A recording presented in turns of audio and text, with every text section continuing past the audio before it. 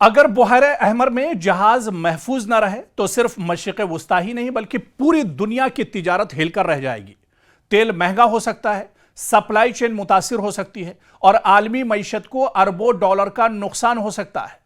اور یہی وجہ ہے کہ اب سعودی عرب ایک ایسے بین الاقوامی اتحاد کی تشکیل کی کوشش کر رہا ہے، انٹرنیشنل یونٹی کی بات کر رہا ہے، جو بحیرہ احمر میں جہازوں کو حوثی مجاہدین کے حملوں سے محفوظ رکھ سکتے۔ آخر یہ اتحاد اتنا ضروری کیوں ہو گیا ہے اور کیا اس سے خطے میں ایک نئی کشیدگی جنم لے سکتی ہے؟ دراصل اس کو ایک بڑے کینوس میں سمجھنا ہوگا، اس کو بہت ڈیٹیل میں سمجھنا ہوگا، کیونکہ بحیرہ احمر یعنی ریڈ سی دنیا کی اہم ترین سمندری گزرگاہوں میں شمار ہوتا ہے۔ ایشیا، یورپ اور مشرق وسطی کے درمیان ہونے والی عالمی جو ٹریڈ کا بڑا حصہ اسی راستے سے گزرتا ہے۔ روزانہ لاکھوں بیرل تیل اور بے شمار تجارتی سامان اسی سمندری راستے سے دنیا بھر تک پہنچتا ہے۔ لیکن گزشتہ کئی برسوں سے یمن کے حوثی لڑاکوں کی جانب سے بحیرہ احمر میں تجارتی جہازوں پر میزائل، ڈرون اور دیگر حملوں نے اس راستے کو غیر محفوظ بنا دیا ہے۔ حوثیوں کا کہنا ہے کہ وہ غزہ جنگ کے تناظر میں اسرائیل یا اس سے وابستہ جہازوں کو نشانہ بناتا ہے۔ تاہم ان حملوں کی زد میں کئی دوسرے ممالک کے تجارتی جہاز بھی آ چکے ہیں۔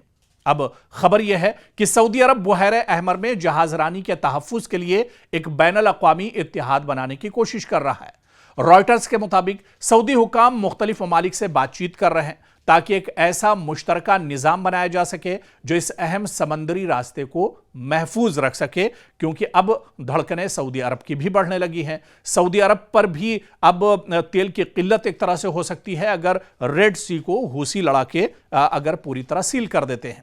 اس اتحاد کا مقصد صرف فوجی کارروائی نہیں بلکہ معلومات کا تبادلہ بھی ہوگا، مشترکہ نگرانی، بحری گشت اور ضرورت پڑنے پر حملوں کا فوری جواب دینا بھی ہو سکتا ہے۔ سعودی عرب کے لیے یہ معاملہ اس لیے بھی اہم ہے کیونکہ بحیرہ احمر یعنی ریڈ سی کے ساحل پر اس کے بڑے تجارتی منصوبے، بندرگاہیں اور نیوم جیسے میگا پروجیکٹس موجود ہیں۔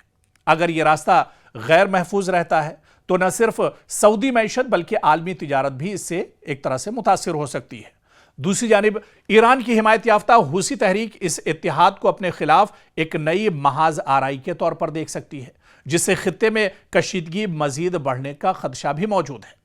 سوال یہ بھی ہے کہ کیا اس مجوزہ اتحاد میں امریکہ، یورپی ممالک اور خلیجی ریاستیں جو ہیں شامل ہوں گی، یا سعودی عرب ایک الگ علاقائی سیکیورٹی فریم ورک قائم کرے گا؟ فی الحال اس پر حتمی فیصلہ سامنے نہیں آیا، لیکن سفارتی رابطے تیزی سے اب اس پر جاری ہیں۔ اور آپ دیکھیں کہ بحیرہ احمر اب صرف ایک سمندری راستہ نہیں بلکہ ایک عالمی معیشت، توانائی کی ترسیل اور مشرق وسطی کی سیاست کا مرکز بن چکا ہے۔